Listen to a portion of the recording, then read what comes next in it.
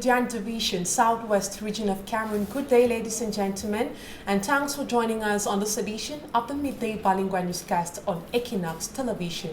The first part of the news will be in the French language with you. Nadia, good day to you. Good day, Immaculate Fogwish. Mesdames et messieurs, bonjour. Merci d'honorer ce rendez-vous de l'information sur Equinox Télévision.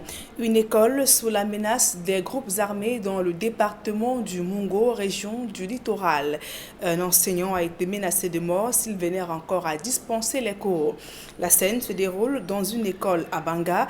Les 4 présumés auteurs présentés comme étant des cadres des Zamba Boys sont aux arrêts. D'autres précisions dans ce reportage de Jean-Paul Chuniat. Détenus à la brigade de gendarmerie de Banga dans le Bungo, ces 4 gamins, présentés comme de présumés Amba Boys, auraient affiché ce bout de papier dans leur école pour menacer de mort un enseignant si ce dernier venait à dispenser ses cours.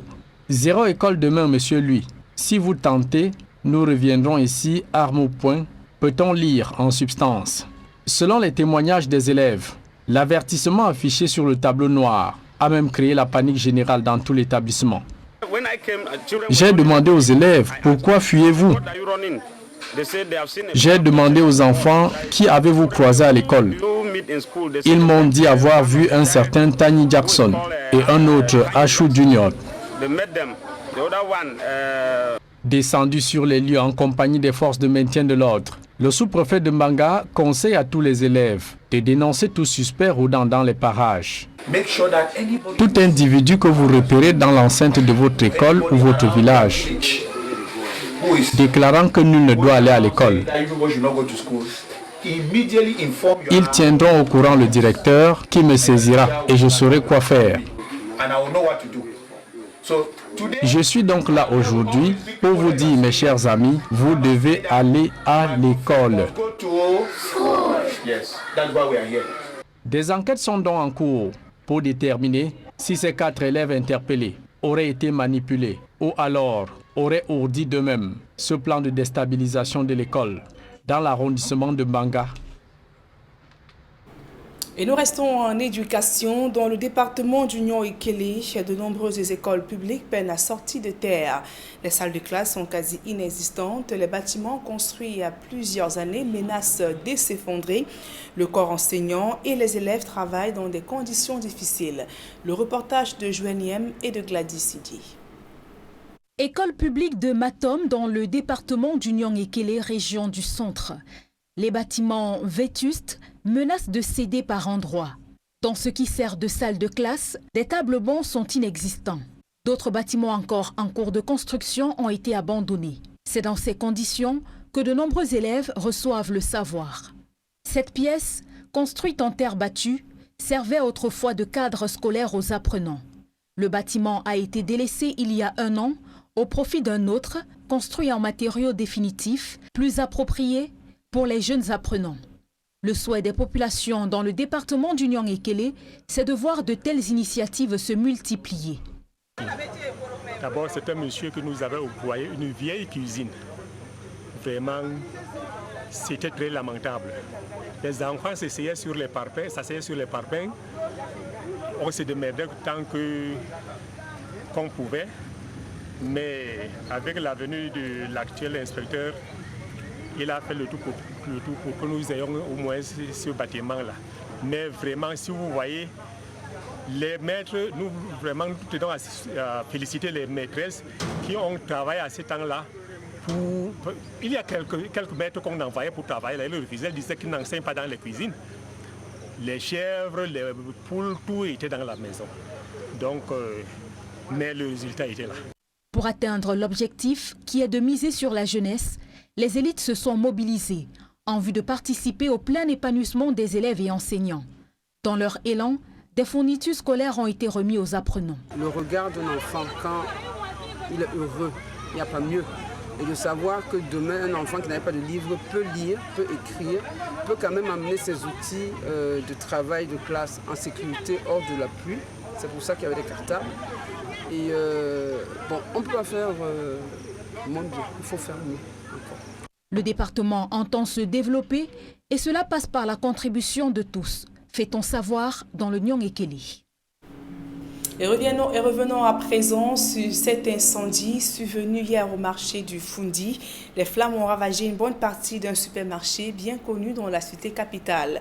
Aucune perte en vie humaine certes, mais d'importants dégâts matériels à déplorer, un coup dur pour ces commerçants à l'approche des fêtes de fin d'année. Le récit de Rodrigue Ngassi et de Aïe Cyril. Au dernier étage de cet immeuble de 3 niveaux, en plein cœur du marché du Fundi à Yaoundé, les flammes consument presque tout.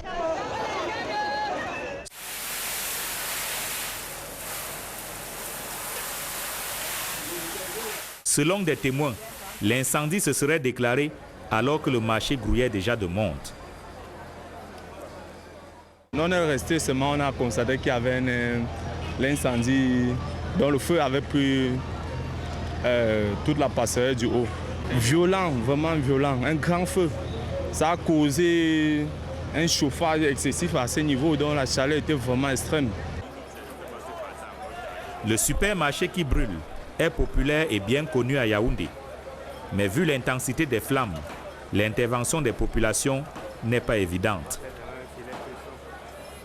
Les gens fuient de partout parce qu'à l'heure, si personne ne peut s'arrêter avec le moyen qui est difficile, si n'importe qui se sauve seulement. Parce qu'à l'heure, si c'est chaud, hein, ça ne donne pas. Ce n'était pas du genre qu'on dit souvent au quartier qu'il faut porter le sable, aller verser là, on ne pouvait pas accéder au dernier niveau.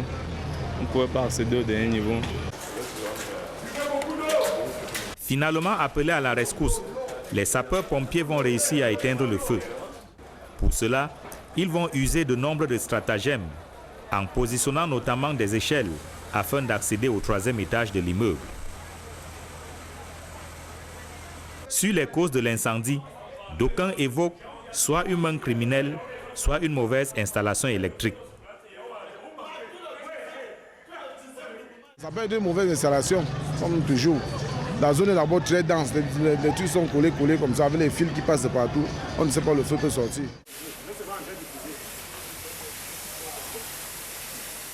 Aucune perte en vie humaine au terme de l'incendie, mais d'importants dégâts matériels. Selon des indiscrétions, l'espace parti en fumée au 3e étage servait d'entrepôt ou de magasin pour le stockage de la marchandise. Les 2e et 1er étages, ainsi que le rez-de-chaussée, étant quant à eux réservés à l'activité purement commerciale. On parle économie à présent. Des économistes interpellent le gouvernement camerounais sur les risques de surendettement du Cameroun et préconisent une réduction du train de vie de l'État pour amortir les chocs provoqués par la pandémie de coronavirus. Cette sortie des économistes intervient au moment où, en pleine session budgétaire au Parlement. Le reportage de Marcelin Gansop. Si les économistes sont d'avis que la dette du Cameroun reste viable, il n'en demeure pas moins vrai qu'il y a un risque élevé de surendettement extérieur. En ce moment, la dette représente exactement 39,5% du PIB, qui est bien en deçà de la norme communautaire 70%. Mais si rien n'est fait, si l'État ne prend pas en compte le remboursement, au moins le remboursement du service de la dette parmi ses priorités, vous convenez avec moi que si on intègre les effets, les répercussions économiques et sociales qui sont liées à la pandémie du coronavirus, la dette peut s'avérer non viable dans les mois à venir. Certes, le gouvernement a fourni quelques efforts en matière budgétaire à travers la loi de finances rectificative du 3 juin 2020. Mais ces efforts demeurent insuffisants pour développer un secteur manufacturier sain, compétitif et diversifié, capable d'inverser la structure du commerce extérieur. Pour ce qui concerne la compétitivité, les questions liées à la créativité, le budget du Cameroun a consacré en 2020 que 0,63%. Je crois que c'est insignifiant. Il y a nécessité d'améliorer quelque chose dans ce sens-là. Il convient pour notre pays aujourd'hui d'investir suffisamment pour que la création des richesses soit portée par le privé.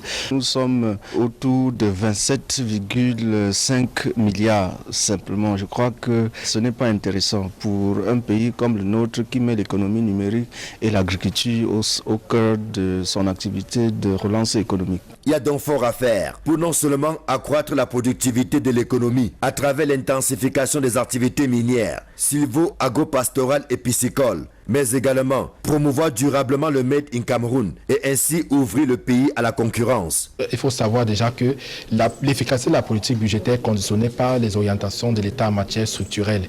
Donc, c'est la raison pour laquelle nous mettons un accent sur la libre entreprise. Pourquoi? Parce que si l'État encourage, si l'État met un accent sur la promotion de la libre entreprise, il y aura davantage des entreprises qui vont entrer sur le marché et cela va conséquemment agrandir, élargir l'assiette fiscale. Il faut supprimer les dépenses de fonctionnement. Pourquoi? Parce que ces dépenses n'apportent rien, aucune valeur ajoutée à l'économie. Entre autres recommandations formulées par les chercheurs de CAFO Policy Institute, la réduction du train de vie de l'État qui reste problématique, l'amélioration du niveau des dépenses en capital ou en investissement, et ce dans tous les sous-secteurs d'activité à forte compétitivité, puis la suppression des charges fiscales dont l'impact sur la croissance est négligeable, notamment celles qui découragent le libre marché. Des recommandations et bien d'autres qui tombent à pic, puisque l'examen de la loi de finances 2021 est imminent au Parlement.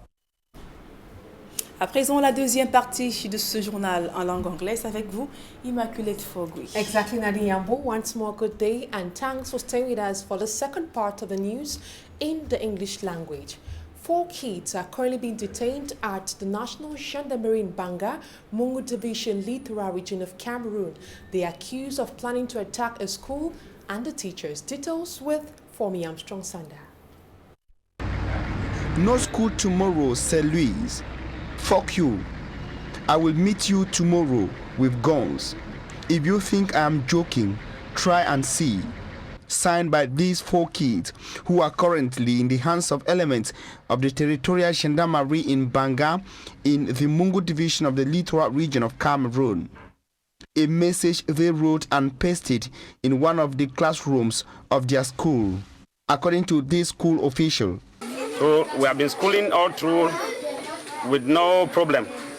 So yesterday we came to school and went back to and closed the children. We were together right up to 2 o'clock.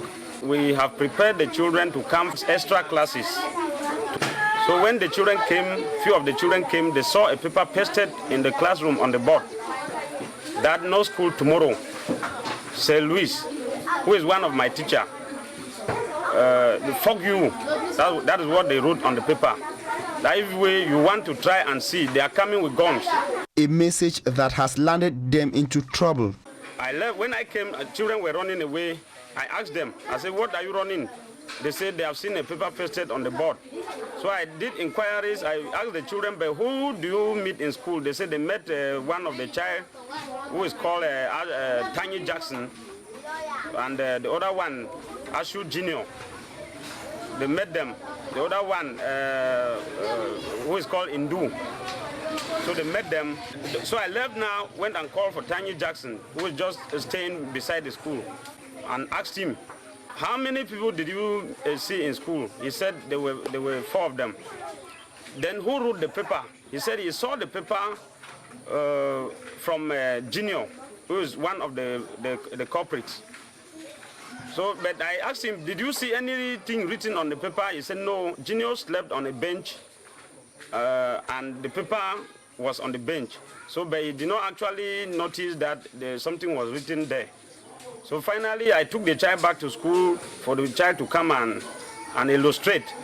The child came and illustrated how the thing started, and I even have a video of the illustration made by the child. So immediately I left with that paper, went to the chief, and the chief called for the DO and the security. I went and invited the vigilante group this morning. We went and arrested the children because I know the children. The divisional officer from Banga, while promising investigation, warned school officials and inhabitants of the area. Make sure that anybody you see around your school or anybody around your village who is going around saying that you people should not go to school, immediately inform your teachers. And your teacher will inform the headmaster, and the headmaster will inform me. And I will know what to do.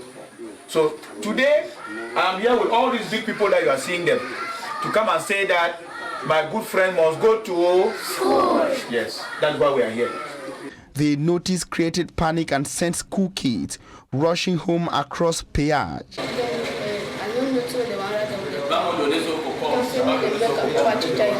While investigations unfold to determine if somebody manipulated the kids, they are still in the hands of elements of the National Gendarmerie in Banga. The management of the Cameroon Development Corporation, CDC, have reacted to the recent protest staged by workers of the Technical Service Department. The Human Resource Director Ziggy Eric spoke to the media recently. Take a listen to him in this excerpt. CDC say it go be my mommy, it go be my papa, it go be all and all for me. But today, CDC promised to be my mother, father, and everything to me. But this is 2 years, no salaries. Take a look at the workers' shoes.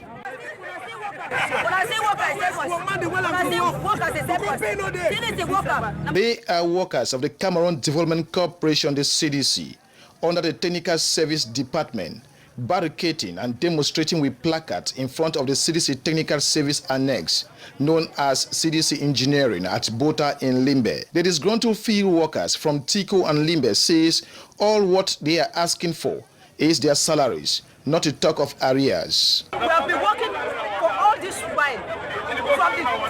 Since 2018, they have not been paid. They have been owing us for the past 20 months. The worker says their children cannot enjoy the right to education as paying school fees is far-fetched. I don't have money to pay school fees. My children today are all in the house. Every from the one in primary school, they said they should pay the PTA.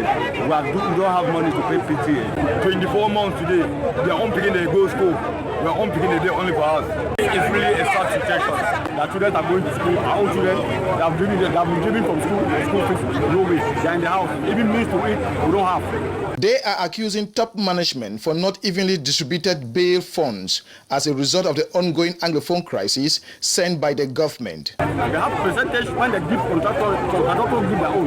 When they receive money from government, instead to come and pay all the money, they say they are paying contractors. And who are those contractors? They themselves are the contractors. They receive the money and divide for themselves. We are so free. But every moment, they just fool people. If money not there for CDC again, make Franklin pay we go for the work. A part of all these, the ripple effect of the peaceful demonstration was very visible. A team from the head office, led by the Human Resource Director, appealed for the workers to be patient and have hope. We are tired. What we want is our money. We are tired. We are tired. Enough is enough. Thank you. They want you to have it with. They will say, I can't die like my own friend. The man pay me. The CDC Technical Service Department is not the first to protest against unpaid salaries. It should be noted that the Cameroon Development Corporation, CDC, is the most hit by the ongoing Anglophone crisis, with some workers killed, others tortured, equipment and farm estate vandalized, with separatists in control of some farm estate, harvesting the palm fruit, milling and selling in the black markets. Up next, we are going to be listening to the reaction of the Human Resource Director, Ziggy Eric, who spoke to the media recently. But they were lastly paid a month ago when school was about resuming, and everything was done to ensure that they get at least a month's pay to be able to prepare children for rentrée scolaire. Of course, 1 month's pay after a long period of no pay can actually not solve the backlog of problems you have, but can help you resolve the immediate. And I'm sure, and we know very well that we are striving, struggling to ensure that more money is made from sale of produce which they are refusing to go and produce, so that they can be paid more. That is CDC. The strike action was illegal. Illegal in the sense that the procedure that every other worker will follow when it concerns going to the streets to agitate requires you to ensure that you notify management via the labor delegate. That wasn't done. Our workers are very, very aware of that procedure. In as much as they did not respect what has to be done for you to be able to go to the streets to agitate for a right, we termed it illegal. But being a house, management being as understanding as we are, knowing the situation that we're finding ourselves. And we stay in the southwest region of Cameroon, where the second deputy mayor of Buea, Musoko Edwards, says cybercriminality is on the rise in the southwest region. With Buea being the hub of the activity, he was speaking during a capacity building seminar that was training administrative authorities on how to better fight against that situation. Details with Derek Chato. At a time the Cameroon government says she is fast in the fight against cybercriminality, the increasing acts on the field rather indicate that the cyber criminals are faster. We have difficulties tracing those criminals, which is fast affecting our economy. And this Buea, the southwest regional capital, is the hub. Mayor Musoko Edward, the second deputy mayor of the Buea Council, attests that the gap is getting wider, and every sector in his municipality is having a story to tell. Every other person wants to come to Buea. We have the Anglo-Saxon University, so it is on the rise, be it a mobile money transfer, bank or cards transfer and so on.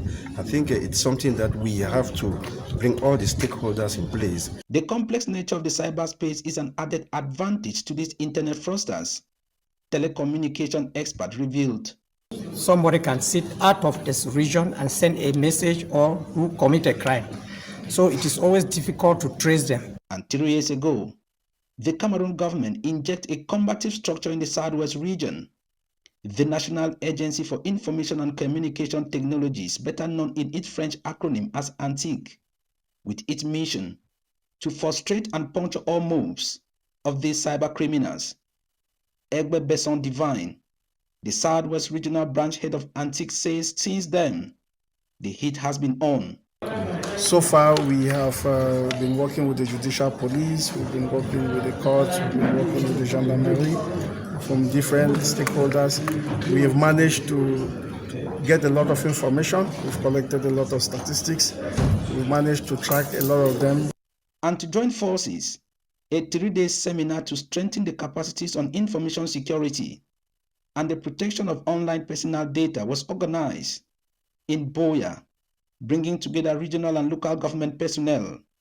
Presiding at the ceremony, Professor Ebot Eno, ANTIC General Manager, reminded these participants of the government expectations. The current seminar will help bridge the digital and knowledge divide between central and local government services. Information and communication technologies are warning that if this increasing cyber criminality is not stopped, it will be a direct roadblock to the nation's dream of emerging by 2035.